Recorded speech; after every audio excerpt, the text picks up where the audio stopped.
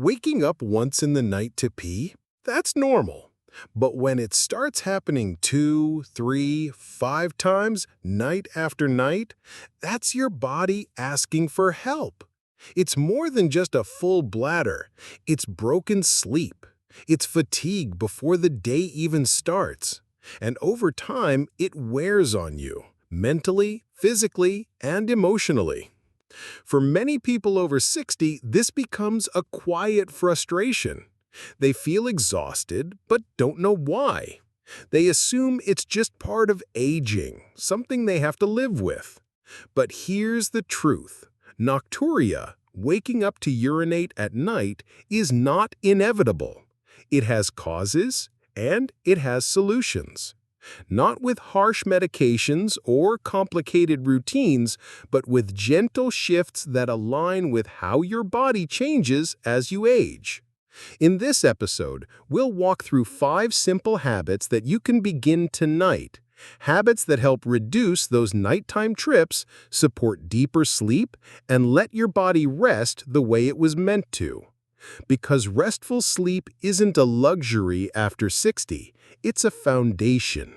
And small changes in the evening can make a big difference by morning. The first habit begins with something we all do, but often at the wrong time: drinking water too late in the evening. Now, hydration is essential, especially as we age. But here's what most people don't realize. It's not just how much you drink, it's when. After 60, our bodies don't process fluids the way they used to. The hormone vasopressin, which helps your kidneys hold water overnight, begins to decline. That means your kidneys may keep making urine while you sleep, unless you adjust your hydration habits. Here's what I tell my patients. Stop drinking large amounts of fluid about 2 hours before bedtime. And when you do drink, sip slowly, not in big gulps. Give your bladder time to respond without becoming overstimulated. And don't forget, what you drink matters too. Some herbal teas, like peppermint or hibiscus, may act as mild diuretics, especially for aging kidneys. Even calming teas can quietly send you to the bathroom at 2 a.m. So instead of that nightly cup of tea, try warm water with a small pinch of sea salt or a splash of lemon. This supports gentle hydration, calms the nervous system, and avoids bladder irritation. Because here's the deeper truth. Waking to urinate at night is not just a bladder issue, it's often a nervous system issue.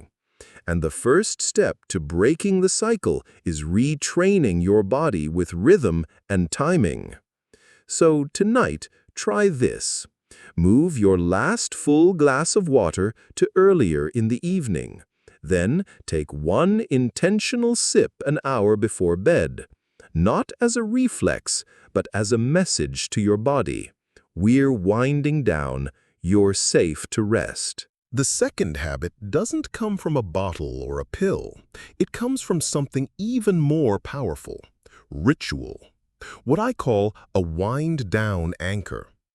You see, after 60, your nervous system becomes more sensitive to rhythm. It responds better to repetition than to force. And that's why one small, consistent action before bed, done the same way each night, can help your body shift into deep rest. It doesn't have to be big. You don't need candles or chants or meditation apps. It can be as simple as soaking your feet in warm water for 5 minutes, brushing your hair slowly, turning off the final lamp at the same time each night, writing down 3 small things you're grateful for. Whatever it is, the power lies not in the action itself, but in the signal it sends. It's safe now. We're done for the day. Over time, your body begins to associate that act with stillness. The bladder, often wired to stay alert from years of restless nights, starts to quiet down too. I've seen patients who didn't believe in routine, people who said, "That's just not me." But after a week of doing the same small action at the same time every night, they started sleeping better. Not because they tried harder, but because their body finally trusted bedtime again. So tonight, ask yourself, what's one small thing you can repeat with care, not to force sleep, but to invite it? Because sleep doesn't begin when the lights go out. It begins when your body feels safe enough to let go. The third habit is quiet, subtle, and yet it can transform your night, lowering your bedroom temperature just slightly. Most people think sleep is about the bed, the blanket, or the position. But the temperature of your environment plays a bigger role than we often realize, especially after 60, when the body's ability to regulate heat changes. Here's the science. Your core temperature naturally drops before and during sleep. That drop tells your body it's time to power down. But if your bedroom is too warm, the body has to work harder to cool itself, and that effort can keep you lightly alert. It's why so many people toss, turn, or wake up frequently, sometimes to pee, sometimes just feeling off. The sweet spot? Somewhere between 60 to 67 degrees Fahrenheit. Not freezing, just cool enough to let your system settle without stress. Now here's a small trick I love. Warm your feet briefly before bed with a hot towel, a warm soak, or even cozy socks. Then let the room stay cooler. That contrast, warm feet, cool air, sends a calming signal to the brain. We're safe. Let's rest now. It's gentle, and for many of my patients, it reduces nighttime awakenings, especially those sudden urges to use the bathroom. Some even find that switching to a lighter blanket, cracking a window, or setting the thermostat just 2 degrees lower makes a world of difference. Because your body isn't asking for more comfort. It's asking for a better signal. And cool air? That's the signal it's been waiting for. So tonight, don't just make your bed. Let the room breathe a little.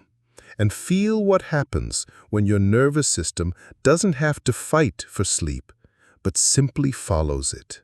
Now, let's talk about the habit that's easy to overlook, but often the one keeping you up at night. Carrying the day to bed with you. Many people lie in the dark, wondering why they can't sleep. They blame the bladder, the noise, the temperature. But the real reason? Their mind never put the day down. The brain is still replaying conversations, worrying about tomorrow's appointments, trying to fix something from last week. And when that mental engine keeps running, even a slightly full bladder feels urgent. Because your body is still in go mode, not rest. The solution isn't to stop thinking. It's to give those thoughts somewhere to land. I often recommend this. Keep a small notebook near your bed. Before you lie down, write down one thing you need to do tomorrow, one thought that's been circling, one sentence that helps you let go. It doesn't need to be profound. It just needs to externalize the noise. To tell your brain, I've heard you. We're not ignoring this, but we'll handle it tomorrow. This simple act, writing, praying, or even just breathing with intention, helps transition your mind from alert to ease. And for many older adults, it's the missing link between being tired and actually falling asleep. Because here's the truth. The bladder isn't always the problem. It's just the messenger. And sometimes It's echoing the tension your mind never released. So tonight, give your brain a place to set things down. And in doing so, give your body permission to rest. And now, we come to a habit so small, so quiet, you might wonder how something this simple could make such a big difference. Diaphragmatic breathing, right after the lights go out. Just 2 minutes of deep, slow breathing, and yet it has the power to calm the bladder, settle the nerves, and shift the body into a true state of rest. Here's how it works. As you age, your nervous system becomes more reactive, especially at night. Small signals from the bladder can feel bigger. Urgency becomes louder. But when you breathe low and slow, with special attention to lengthening your exhale, you tell your nervous system, "We're safe. It's time to let go." And the science backs this up. Studies have shown that slow, controlled breathing can stimulate the vagus nerve, which in turn encourages the release of vasopressin, the hormone that reduces nighttime urine production. One pattern I often recommend is simple. Inhale through the nose for 4 seconds. Hold for 7 seconds. Exhale gently through the mouth for 8 seconds. Even 1 to 2 minutes of this, done while lying in bed with a hand gently resting on your lower abdomen, can relax the pelvic floor, quiet the bladder, and ease you into sleep without interruption. And for those who struggle with lung conditions or find those counts too long, don't worry. The exact numbers aren't the point. What matters is the rhythm. Longer exhale, softer breath, calm body. You don't need equipment. You don't need noise machines or apps. This is a tool you carry with you, anywhere, anytime. And once your body learns to associate this breath with safety, it starts doing the work on its own. Because true rest doesn't begin in the bladder or even the brain. It begins in the breath. If you've been waking up night after night, walking down a dark hallway half asleep, wondering why your body won't let you rest, you are not alone. And more importantly, you are not broken. What you're experiencing is real, but it's also changeable. With just a few gentle shifts, moving your last glass of water earlier, turning off one extra light with intention, letting cool air touch your skin, writing a single thought down, or simply breathing slower, you begin to rewrite the rhythm of your nights. You don't need to be perfect. You don't need to try everything at once. All you need is one quiet signal to the body. It's safe to rest now. Because better sleep doesn't come from forcing your way into it. It comes from inviting it. And your habits, they are the invitation. So if tonight you lie awake and wonder where to start small, start gentle, and start knowing this: the body can relearn calm, even now, even at 70, even at 90. If this helped you, share it with someone you love, a parent, a spouse, a friend who's still waking up 3 times a night not knowing why. And if you'd like more simple, science-backed ways to support your health after 60, subscribe and join us again. Because rest is not a luxury, it's part of healing. And it's never too late to begin.